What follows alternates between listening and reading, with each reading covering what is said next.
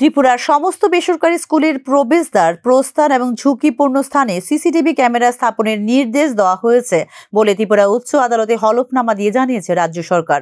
স্কুলগুলিতে সুরক্ষা ব্যবস্থা সম্পর্কে দায়ের করা জনস্বার্থ মামলার শুনানি হয় প্রধান বিচারপতি অপরেশ কুমার সিং এবং বিচারপতি বিশ্বজিৎ পালিতের সমন্বয়ে গঠিত ডিভিশন বেঞ্চে। মামলার শুনানির সময় উচ্চ আদালতে এই হলফনামা দাখিল করে রাজ্য সরকার। গত 28 এপ্রিল তারিখে আগরতলা নজরুল কলাক্ষেত্রে সমস্ত বেসরকারিভাবে পরিচালিত স্কুল এবং পুলিশের সাথে একটি বৈঠক করে রাজ্য সরকার। বিদ্যালয়ের প্রবেশপথ, প্রস্থান এবং ঝুঁকিপূর্ণ স্থানে যথাযথভাবে সিসিটিভি ক্যামেরা স্থাপন, স্কুলের শিক্ষার্থীদের জন্য উপযুক্ত পানীয় জলের ব্যবস্থা, ছেলে ও মেয়েদের জন্য পৃথক টয়লেট এবং স্কুলে মাদকের হুমকি প্রতিরোধ, এইগুলি ছিল আলোচনার বিষয়বস্তু বলে উচ্চ আদালতে হলফনামা দাখিল করে রাজ্য সরকার।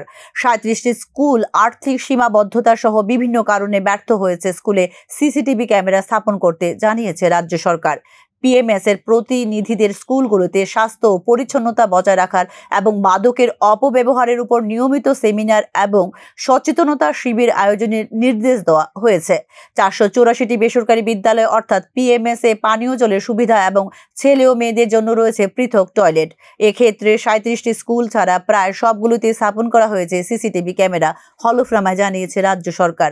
শীঘ্রই নজরদারি ক্যামেরার ইনস্টলেশন সম্পন্ন হবে বলে আশ্বাস দিয়েছে সংশ্লিষ্ট স্কুলগুলি, হলফনামায় জানিয়েছে রাজ্য সরকার।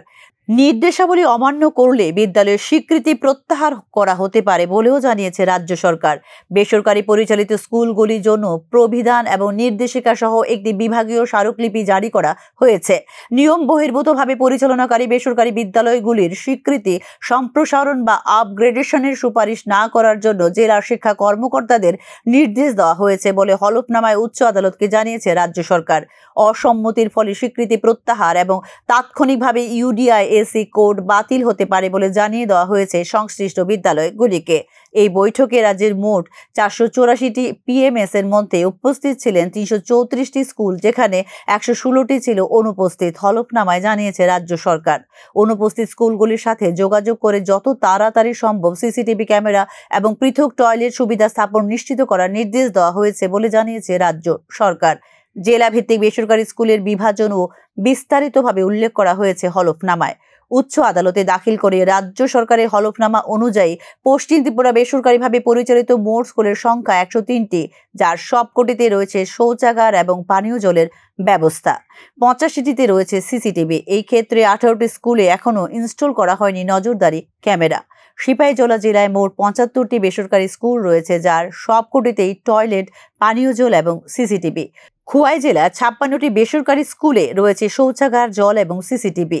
গোমতী জেলায় 69টি বেসরকারি স্কুলে কার্যকর রয়েছে এই সমস্ত সুযোগ সুবিধা বলে হলফনামায় জানিয়েছে রাজ্য সরকার। দক্ষিণ ত্রিপুরার 45টি স্কুলে শৌচাগার এবং জলের ব্যবস্থা রয়েছে। এই ক্ষেত্রে 38টি বিদ্যালয়ে রয়েছে সিসিটিভি। 60টি বিদ্যালয় এখনও ইনস্টল করা হয়নি নজরদারি ক্যামেরা। উত্তর ত্রিপুরায় বেসরকারি স্কুল রয়েছে 36টি। এক্ষেত্রে 24টিতে রয়েছে সিসিটিভি। 12টিতে এখনও ইনস্টল করা হয়নি নজরদারি ক্যামেরা। তবে এক্ষেত্রে সবকটি বিদ্যালয়ই রয়েছে শৌচাগার এবং পানীয় জলের ব্যবস্থা। 59 জেলায় বেসরকারি স্কুল রয়েছে 41টি, যেখানে সবকটিতেই রয়েছে শৌচাগার, জল এবং সিসিটিভি। ধলাই জেলার 59টি বেসরকারি স্কুলে রয়েছে শৌচাগার এবং জল, সবগুলিতে রয়েছে সিসিটিভি। এদিকে সরকারি বিদ্যালয়ের ক্ষেত্রে 2025 সালের ফেব্রুয়ারি পর্যন্ত 4220টি বিদ্যালয়ের মধ্যে 788টি বিদ্যালয়ে অকার্যকর ছিল শৌচাগার বলে হলফনামায় জানিয়েছে রাজ্য সরকার। এই সময়ের মধ্যে 610টি শৌচাগার মেরামত করা হয়েছে এবং 178টি শৌচাগার এখনো অকার্যকর বলে জানিয়েছে রাজ্য সরকার। 2025 সালের আগস্টের দ্বিতীয় সপ্তাহে বিষয়টি আবার তালিকাভুক্ত করে সমস্ত সরকারি, সাহায্যপ্রাপ্ত এবং বেসরকারি বিদ্যালয়গুলিকে অন্তর্ভুক্ত করে একটি আপডেট রিপোর্ট দাখিল করতে রাজ্য সরকারকে নির্দেশ দিয়েছে ত্রিপুরা উচ্চ আদালত। Bureau report, news now.